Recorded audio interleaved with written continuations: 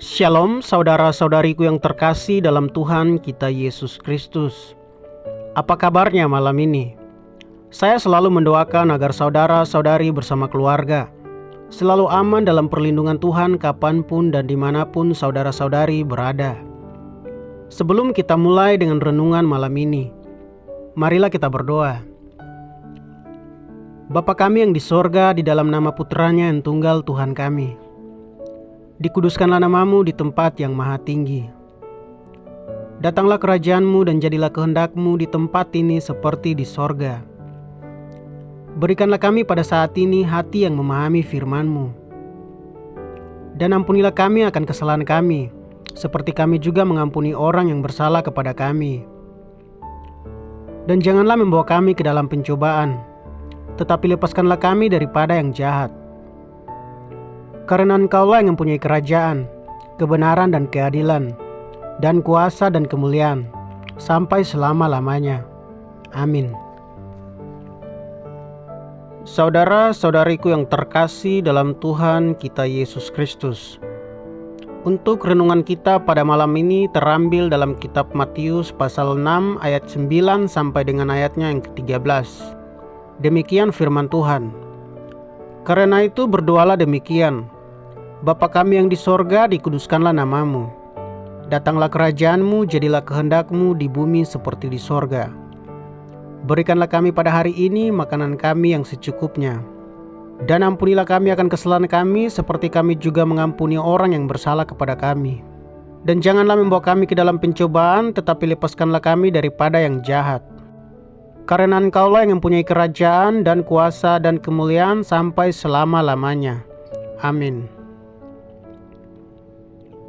Saudara-saudariku yang terkasih, dalam doa Bapa kami ada 6 poin penting sekali yang harus kita ketahui, agar supaya kita dapat berdoa sesuai dengan apa yang Tuhan kehendaki.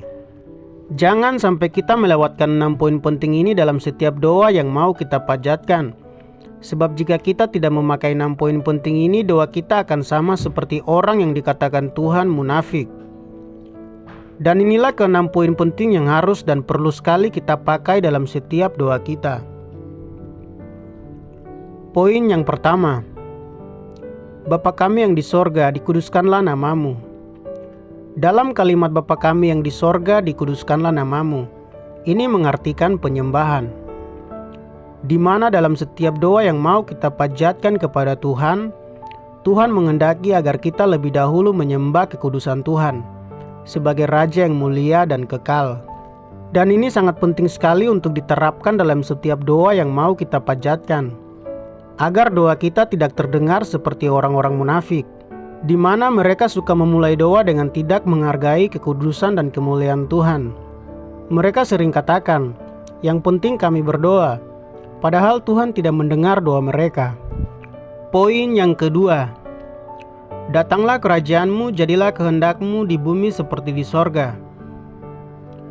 Di dalam kalimat datanglah kerajaanmu, jadilah kehendakmu di bumi seperti di sorga, ini mengartikan undangan, di mana Tuhan menghendaki agar dalam setiap doa yang mau kita panjatkan, kita mesti mengundang Tuhan hadir. Jadi sesudah kita melakukan penyembahan, Tuhan mau agar kita melakukan poin kedua, yaitu mengundang kehadiran Tuhan. Sebab pada waktu pernikahan di Galilea, Yesus dan murid-muridnya diundang ke sana. Dan saat acara pernikahan masih berlangsung, Tuhan melakukan satu mujizat, yaitu dengan mengubah air menjadi anggur.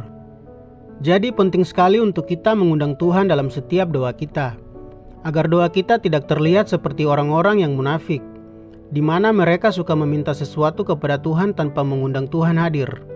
Dan bagaimana cerita kita akan didengar orang lain bila tidak ada orang yang kita undang untuk mendengar? Sama halnya dengan bagaimana doa kita akan didengar Tuhan bila kita tidak mengundang Tuhan hadir untuk dengar. Jadi penting sekali untuk kita mengundang Tuhan hadir sebelum kita sampaikan pergumulan kita. Poin yang ketiga. Nah, di poin ketiga ini adalah tentang permintaan atau pergumulan yang mau kita sampaikan atau kita minta dari Tuhan. Demikian firman Tuhan. Berikanlah kami pada hari ini makanan kami yang secukupnya. Jadi di poin ketiga ini mengartikan permintaan, di mana setelah kita menyembah Tuhan, kita mengundang Tuhan hadir, dan sesudah kita mengundang Tuhan hadir, Tuhan menghendaki agar kita menyampaikan apa yang kita butuhkan dari Tuhan. Jadi janganlah kita berdoa seperti orang-orang yang dimaksud Tuhan munafik, di mana mereka suka meminta sesuatu kepada Tuhan tanpa menyembah dan mengundang Tuhan terlebih dahulu. Karena doa seperti itu sama seperti kita sedang menjaring angin. Apa yang akan kita dapatkan dari menjaring angin hanyalah kehampaan belaka. Poin yang keempat.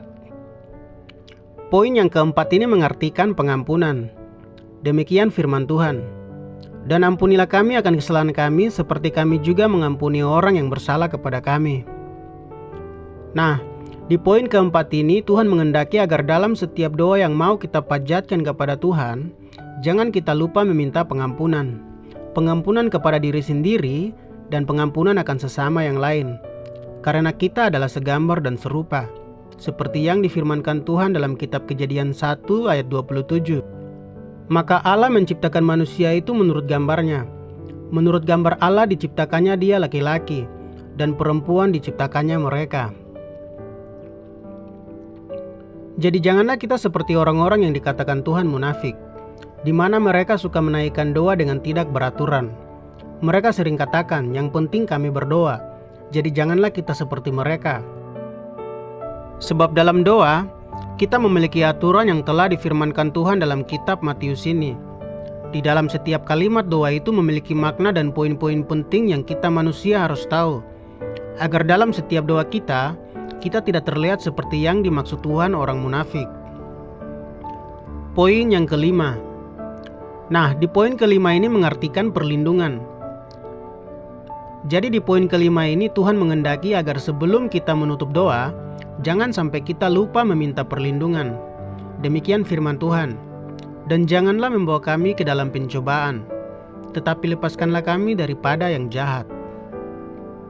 Jadi kalau kita benar-benar tahu arti kedalaman dari setiap firman Tuhan, kita pasti akan bertindak dengan sangat berhati-hati.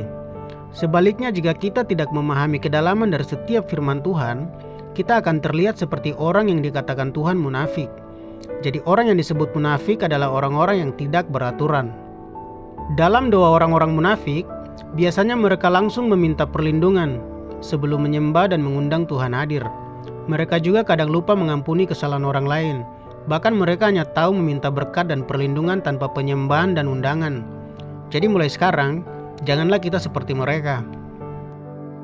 Dan untuk firman Tuhan sendiri, jangan kita hanya asal-asalan baca dan berkata yang penting sudah baca, tetapi kita harus baca dan mendalami setiap firman Tuhan, agar hidup kita sejalan dan sekehendak dengan maksud Tuhan.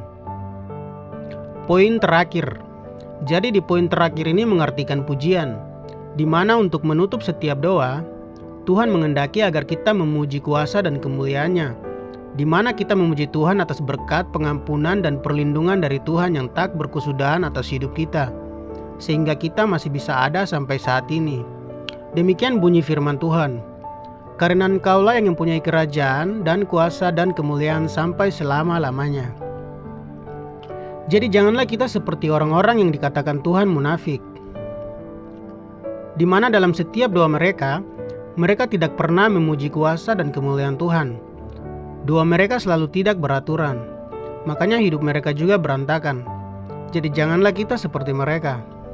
Sebab jika hidup kita memiliki aturan, maka firman Tuhan juga memiliki aturan. Dan segala sesuatu yang diciptakan Tuhan, itu memiliki aturannya masing-masing. Setiap aturan memiliki makna dan tujuannya tersendiri. Jadi inilah ke-6 poin penting itu. Yang pertama penyembahan, yang kedua undangan, yang ketiga berkat, yang keempat pengampunan, yang kelima perlindungan, yang keenam pujian. Jadi itulah ke-6 poin penting yang dikehendaki Tuhan untuk kita pakai dalam setiap doa kita. Demikian Tuhan memberkati. Shalom. Saudara-saudariku yang terkasih, untuk menutup renungan malam ini dan sebelum kita membaringkan diri untuk tidur, marilah kita berdoa kepada Tuhan yang memberi perlindungan dan keselamatan. Marilah kita berdoa. Bapa kami yang di sorga, di dalam nama Putranya yang tunggal Tuhan kami, dikuduskanlah namamu di tempat yang maha tinggi. Datanglah kerajaanmu dan jadilah kehendakmu di tempat ini seperti di sorga. Jagalah kami pada saat ini tidur kami yang secukupnya. Dan ampunilah kami atas kesalahan kami seperti kami juga mengampuni orang yang bersalah kepada kami. Dan janganlah membawa kami ke dalam pencobaan, tetapi lepaskanlah kami daripada yang jahat. Karena Engkaulah yang mempunyai kerajaan, kebenaran dan keadilan, dan kuasa dan kemuliaan sampai selama-lamanya. Amin.